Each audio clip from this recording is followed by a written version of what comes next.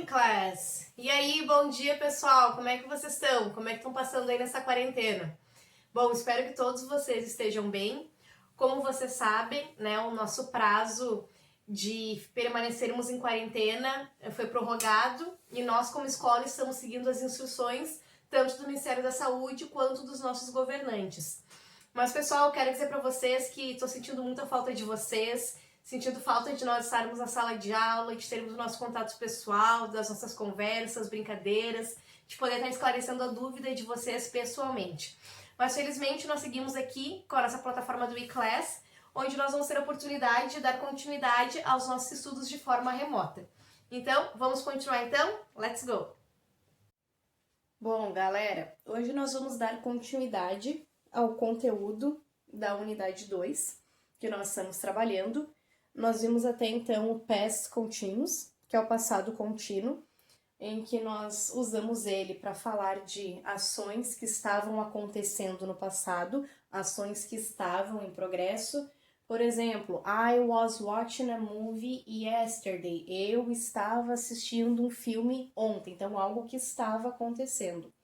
E agora nós vamos dar continuidade vendo o Simple Past, que é o passado simples. O passado simples equivale ao mesmo tempo verbal que nós temos na nossa língua, ao tempo passado. E nós vamos ver para em que situações nós utilizamos ele e as formas, né, e adaptações que nós temos que fazer. Então ali, primeiramente a definição. Nós utilizamos o passado simples para indicar ações passadas que já estão concluídas, para falar de coisas que já aconteceram, que começaram e terminaram no passado. Então, por exemplo, I watched a movie yesterday. Eu assisti um filme ontem. Então, a ação aconteceu no passado e está concluída no passado.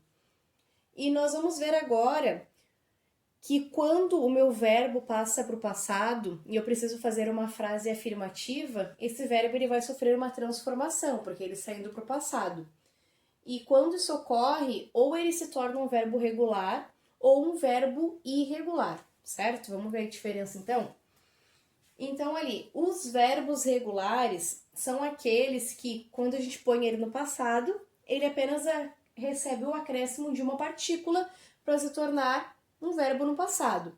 Então ali, as partículas possíveis são o ed, eu coloco o ed no verbo, ou ied, ou apenas o d. Tá? Então vamos ver o exemplo de cada um deles. O verbo walk, que é o verbo caminhar. Se eu quero colocar ele no passado, eu acrescento o ed, walked, né? O verbo study, que é o verbo estudar. Se eu quero colocar ele no passado, a regra diz que verbos que terminam em y e antes do y tem uma consoante, eu corto esse y e acrescento o ied e esse verbo vai para o passado. Então fica studied, né? O verbo dance, que é o verbo dançar. A regra diz que quando o meu verbo já termina em e, eu apenas acrescento o d. Então ele fica danced, né? Então são essas três partículas que nós acrescentamos e o verbo se torna um verbo no passado. Então isso que é a definição de um verbo regular. É aquele verbo que quando ele vai para o passado, ele apenas recebe o acréscimo de uma partícula, seja ela ed, apenas d ou ied, certo? Já os verbos irregulares são aqueles que quando eles vão para o passado, eles sofrem uma alteração na escrita, né? Geralmente. Então ali, por exemplo, o verbo drink, né, que é o verbo beber, quando ele vai para o passado, ele vira drunk. O verbo write, que é o verbo escrever, vira wrote. O verbo go, que é o verbo ir, vira went. Então essa é a definição do verbo irregular. O verbo irregular é aquele que quando ele vai para o passado, ele sofre uma alteração na escrita. Mas nós também temos alguns verbos que são exceções, que quando eles vão para o passado, a escrita permanece a mesma, mas eles se enquadram nos verbos irregulares, que é que nem a questão do verbo put, que é o verbo colocar, ele se escreve na mesma forma, tanto no presente quanto no passado. Put, put. O verbo run também, que é o verbo correr, né? Então, na verdade, ele é run com U e no passado ele vira run com A. O verbo cut também é o verbo cortar. Cut no presente, cut no passado. Então, também tem esses verbos que praticamente não sofrem alterações, a pronúncia é a mesma, a escrita é praticamente a mesma, mas se caracterizam como verbos irregulares. Na página 143 do livro de vocês têm uma lista ali com verbos, que são verbos somente irregulares. Então, se vocês precisarem fazer alguma atividade para consultar, pode utilizar a página 143, que lá vocês encontram só os verbos irregulares. Vocês não vão encontrar nenhum verbo regular lá, certo? Agora, se nós precisamos fazer perguntas, frases interrogativas ou frases negativas, nós utilizamos o verbo auxiliar did, certo? O did, nesse caso, ele não é o passado do verbo do, tá? Ele não é o passado do verbo fazer, tá? Nesse caso, ele desempenha a função de verbo auxiliar. Ele tá ali para te indicar que ele é uma frase interrogativa ou uma frase negativa no tempo passado. Então, ali, para fazer uma pergunta no passado, simplesmente tu inicia a frase com did. Tu colocou o did no início, tu já sabe que é uma pergunta. Por exemplo, did you watch a movie yesterday? Você assistiu um filme ontem? Então, a função do did na frase é somente indicar que é uma pergunta no tempo passado. Ele não tem nenhuma tradução nesse sentido. Ele só indica que é uma pergunta no tempo passado. Então, essa é a única coisa que tem que fazer. Colocar o did no início, tu não coloca o verbo principal no passado. Por que que ele não vira watched ali no caso?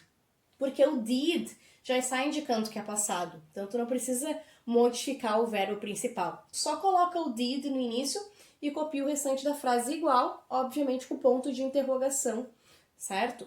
As frases negativas, nós usamos o did acompanhado do not, ou juntando contraído didn't, sempre antes do verbo principal, da ação, né? Então, por exemplo, she didn't watch a movie yesterday. Ela não assistiu um filme ontem. Então, o didn't, nesse caso, é como se fosse um não do tempo passado. Ele está ali desempenhando a função de indicar que a frase é negativa no tempo passado.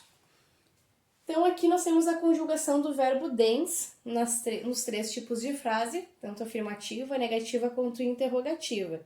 Então, tem ali I danced, eu dancei, you danced, você dançou, e assim por diante, né? Conjugação afirmativa. Ali, como seria a frase negativa, I did not dance, eu não dancei. You did not dance, você não dançou. E assim por diante. Lembrando que dá para juntar o did e o not e fica didn't, tá? Que é a forma mais comum. E para fazer pergunta, sempre com o did no início, né? Did I dance? Eu dancei. Did you dance? Você dançou? E assim por diante. Pessoal, esse é um conteúdo que nós trabalhamos no 8º ano e agora no 9º ano a gente faz somente uma revisão dele, porque tanto past continuous quanto simple past agora eles vão se fundir numa única frase, tá? Então você tem que saber diferenciar frases no simple past de frases no past continuous, tá? Então, aqui, a nossa atividade de hoje é na página número 24, o exercício 5 e o exercício 6. No exercício 5, vocês precisam ouvir o áudio, que é a faixa 13. Vocês podem encontrar nesse link e ouvir online. Caso não consiga ouvir online, eu vou estar disponibilizando também aqui em forma de anexo no eClass, tá? Então, ouve o áudio e marca true or false, verdadeiro ou falso, é só fazer o X. O exercício 6 é um exercício que você tem que completar os espaços em branco com estes verbos aqui, só que no passado, tá? Então, eu já coloquei os verbos que vocês vão utilizar em cada alternativa, só que você tem que colocar eles no passado, tá? Não adianta copiar ele da forma que está aqui, porque vai estar errado. É para você pesquisar a forma dele no passado e completar com ele no passado. Pessoal, então, por hoje é isso. This is it. Bye, bye. Aguardo o retorno de vocês aqui pelo eClass ou envia por e-mail aqueles que não estão conseguindo postar.